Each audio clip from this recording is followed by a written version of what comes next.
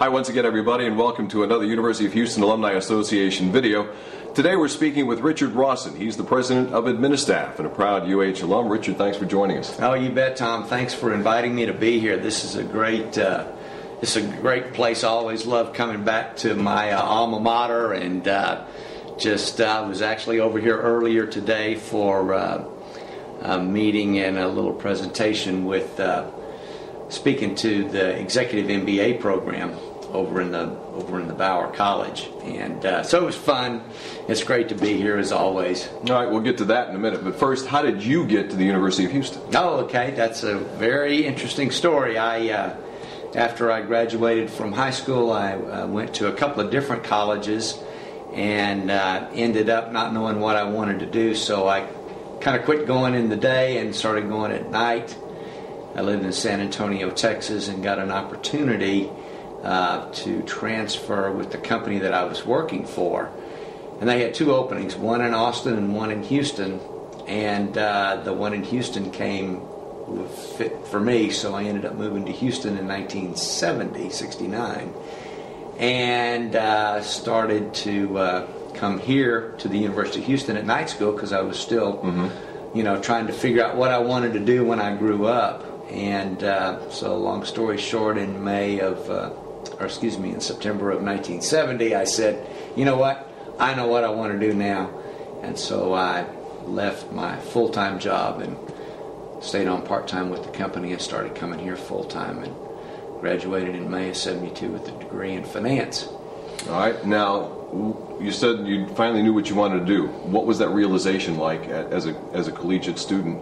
What did you say, this is what I want? Yeah, it was it was one of those aha moments, and you've been taking a bunch of different courses and you're trying to figure it out, and you're working, and I was working in the title insurance industry, and I knew that was not a path that I wanted to continue.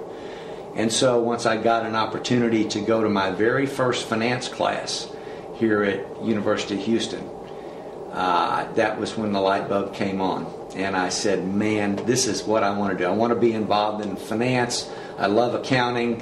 I'm sure there's something I can do that relates to that once I get out. But it was about the connection between accounting and finance that tripped the trigger for me. And I knew that this was the area that I wanted to be involved in. Now, was it accounting, or was it a professor that you had that made the presentation that helped you along the way? Oh, it was a combination of both. I had taken a couple of accounting classes before I came to U of H, and I really enjoyed those. I made an A in them, so that was a nice That's a good thing. That's a good indicator, right?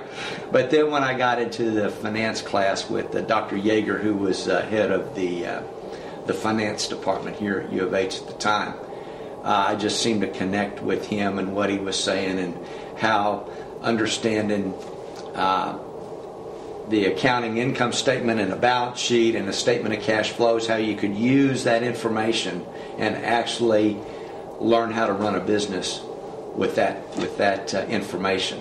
And so that was the thing that just lit my fire, so to speak. Okay, so you got your degree in finance. Mm-hmm. What did you do after you left the University of Houston first? Okay, I had, as I said, I was working part-time. Right.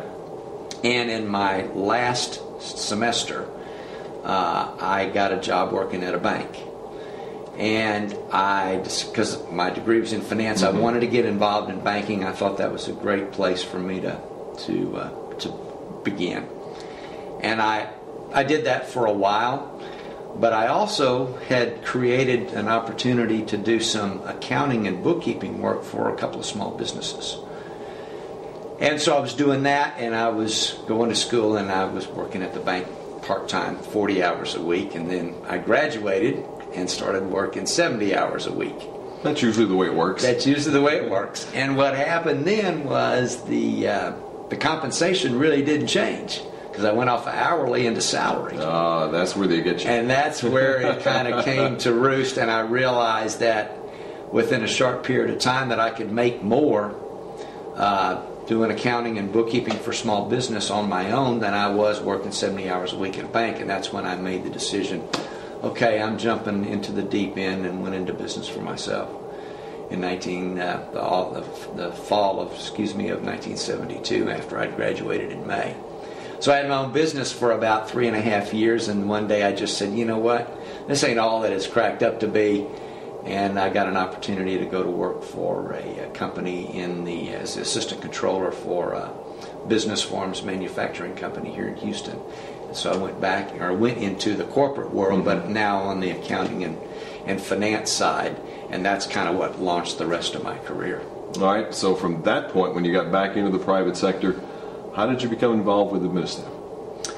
Administaff, actually, I met one of the co-owners in 1979, and he and I hit it off, and we decided to try a couple of different business ventures, and we did. And then in 1983, we actually heard about this concept that's the caveman version of what we do today. It was called employee leasing. Okay. And that concept basically kind of launched the beginning of Administaff, and the co-founder and another guy actually formed Administaff. My practice had taken me out of Houston over into Central Texas, and in 1988 he called me up. The company was 2 years old. He called me up and said, "Hey, I'd like for you to come over here. We don't know what we're doing financially, and quite frankly, you're the only guy we can trust."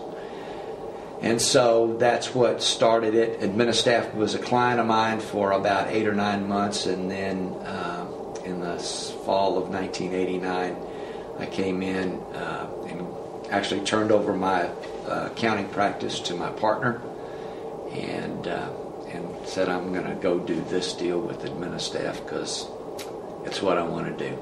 And it's turned out to be a great decision. Yeah. And so I came in as the chief financial officer. Of course, got an equity position, stock options, all that kind of stuff. Came on the board of directors in the beginning because I said, either I'm going to do this full boat or we're not going to do it at all, and I need to make sure that I've got control of the financial operations of the company. And so they said, absolutely, have a great day. And then the rest is kind of history. We went public in January 97, and then I took on the new role as president in 2003 and kind of left my CFO duties to my right-hand guy, who is the CFO of the company today. Do you miss the financial end? I miss it, but not as much as I thought I would. And I'll tell you the reason why is 2002 was the implementation of Sarbanes-Oxley. And the demands on the financial person at that point became full-time, and I already was running some other segments of our company. And so the two together was more than, I couldn't do both. So I made a decision, and we thought it was the great opportunity, and I had a great right-hand man, and it's turned out to be perfect.